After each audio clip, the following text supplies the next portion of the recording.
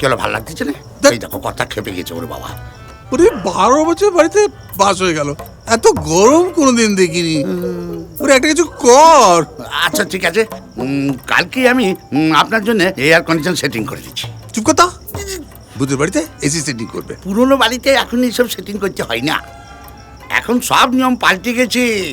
এখন শুধু switch on, বাস ঠান্ডা। Still feeling the heat like old ghosts? It's cool.